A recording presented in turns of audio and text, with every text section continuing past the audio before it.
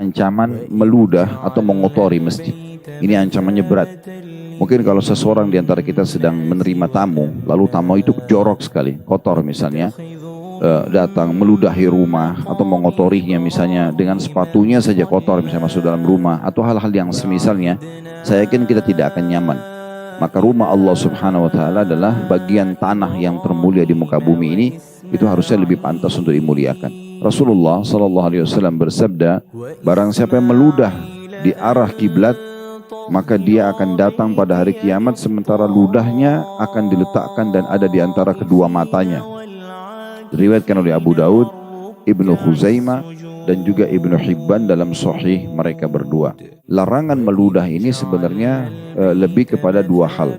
Mengotori masjid, menghina masjid, ya, terus keluarkan riaknya, mengeluarkan ingusnya ke arah kiblat.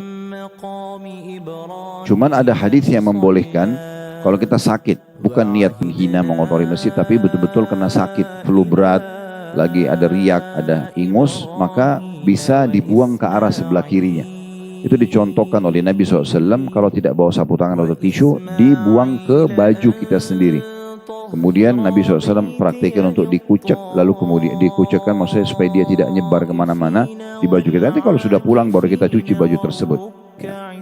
Ini dibolehkan. Dan disebutkan kalau kita meludah ke arah kiblat, itu ada Allah Azza wa Jalla kalau kita sedang sholat, dan di sebelah kanan ada malaikat. Nabi SAW lagi khutbah di mimbar, lalu kemudian beliau lihat ada ludah di arah kiblat.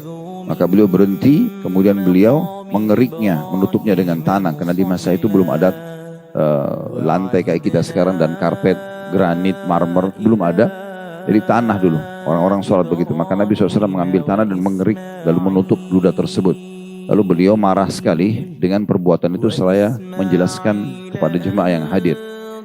Di sini orang yang melakukan ludah tadi, walaupun ludahnya sudah ditimbun, sudah hilang, kalau di masjid mungkin sudah dibersihkan, tetap saja dia akan didatangkan hari kiamat untuk menghina diri orang itu. Ya, walaupun sudah tidak nampak depan mata kita. Oleh karena itu kita harus hati-hati sekali, dan ini juga bisa diambil dari pelajaran ini. Bagaimana pada hari kiamat orang yang meludah saja, kalau kita tahu ludah mungkin dia dengan berjalan waktu kena angin misalnya, maka akan hilang.